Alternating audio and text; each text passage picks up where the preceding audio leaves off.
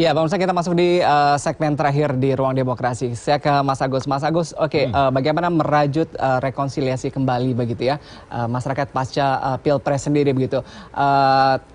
Key poinnya begitu ya, siapa-siapa saja sih begitu yang bisa menggerakkan masanya begitu ya untuk kembali melakukan rekonsiliasi. Ya, rekonsiliasi harus pada dua kontestan inilah, itu dulu. Mungkin kan saya dengar kemarin katanya Pak Jokowi di media udah mengutus orang ya itu sana rekonsiliasi. Kedua juga tadi KPU Bawaslu bukalah crisis center, jadi siapapun yang ini bisa bertanya, jadi orang tidak berdebat sendiri di menuin memori HP saya ini gitu kan, gua bilang ngapus, jadi ya harus rekonsiliasinya begitu karena kan yang menjadi dia ada di atas gitu ya. Nah cuma bisa atau tidak itu pasti bisa lah. Kan masing-masing punya orang andalan yang bisa bicara, ketemu di mana, ngopi-ngopi, ketawa-ketawa. Ya kan, ya sudah selesai kalau udah itu. Tinggal tunggu KPU tanggal 22. Yang lain ya nggak ada lagi caranya. Yang penting yang untuk meredam yang di media sosial ya KPU tadi, benar Mas Eros katakan. Terbuka karena itulah demokrasi. Orang nggak bisa kalau masuk ke MK pun juga harus tertulis dengan rinci bukti-buktinya. Karena kalau enggak itu hoax lagi ke MK-nya. Saya ke Pak Eros Derajat. Pak Eros Derajat, menyatukan begitu ya bahwa siapa yang nanti terpilih dialah pasangan yang mendapatkan mandat dari rakyat. NKRI harga mati. Stigma ini begitu ya. Bagaimana kembali menguat begitu ya pasca Pilpres? Saya rasa itu rasa keadilan itu ya harus dihadirkan. Ini kan merasa ada satu pihak yang merasa diperlakukan atau didolimi istilahnya gitu ya. Artinya ada rasa keadilan yang tidak dia rasakan.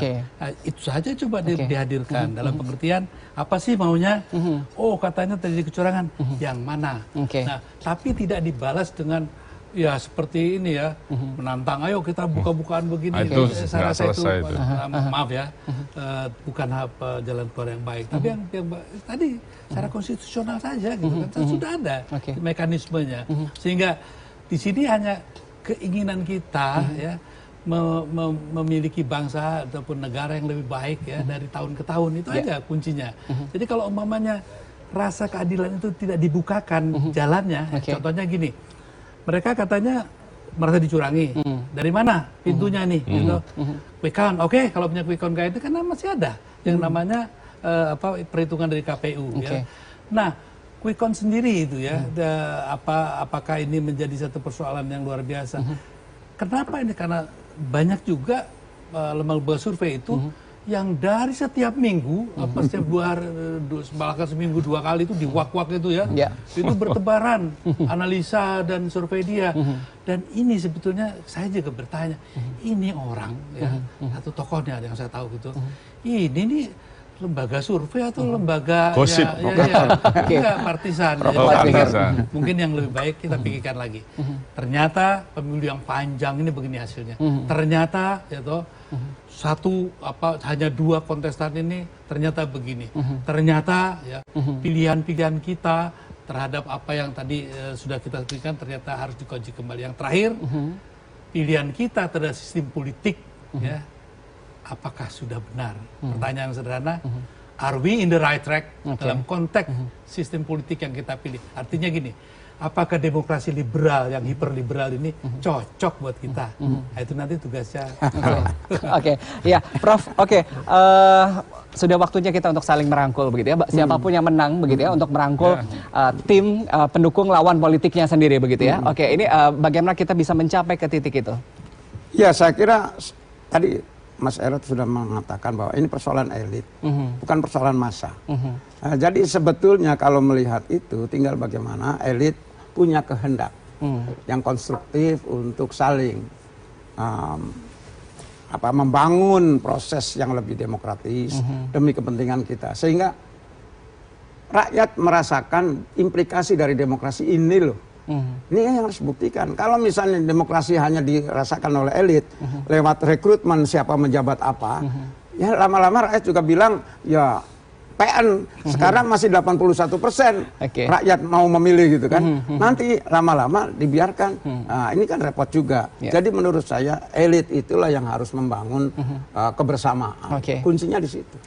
Politik identitas harus selesai. Oke, setelah ini begitu ya. Oke, bagaimana ini bisa selesai begitu ya? Tidak ada lagi oke, saya satu, saya dua begitu. Jadi politik identitas itu tidak salah. Yang salah politisasi identitas. Nah, kok kita bisa sampai ke arah tadi? Itu saya bikin satu lagu ya. 1, 2 bukan segalanya. Dan bukan angka yang sempurna. Apa angka yang sempurna? 3. 17, 8, 45 itu yang sempurna. Oke, ya bisa mendengarkan begitu ya lagu dari Pak Eros sendiri begitu ya. Oke, untuk memberikan semangat dan motivasi lagi begitu ya untuk bersatu kembali begitu ya. Oke, saya ke Pak Agus lagi. Pak Agus. Oke, Pak Agus terkait dengan tadi begitu ya bahwa kadang pasca Pilpres sendiri itu lagi-lagi begitu ya identitas identitas ini masih kerap terjadi begitu ya.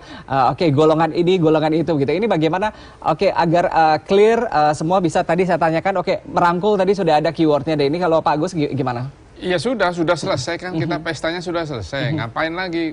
Gini aja saya sekarang suka kalau masuk gitu saya bercandain aja. Ngapain sih sekalian ini ribut sudah selesai. Besok kita ngopi yuk bareng gitu. Di relax aja kelompok-kelompok itu ya kita aja yang ngajak gitu yang agak waras. Tapi kan tapi kadang-kadang begitu ya ini agak sulit begitu.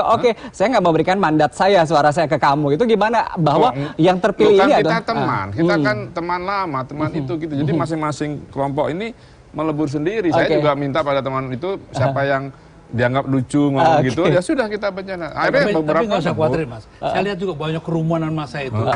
Masih juga pendekatan dan polanya itu rekreatif. Jadi jangan terlalu serius lah kita. Ya pada tingkat elit sebetulnya. Seperti di ruangan ini kan ketemu kita lihat entah di televisi yang lain gitu kan. Tapi masalahnya di akar rumput itu. Seperti ini melempar api di nggak masalah kok di bawah. Mungkin kita sudah waktunya untuk merekonsiliasi kembali Indonesia, merajut kembali Indonesia. Ya, yang tadi unfollow sekarang follow kembali.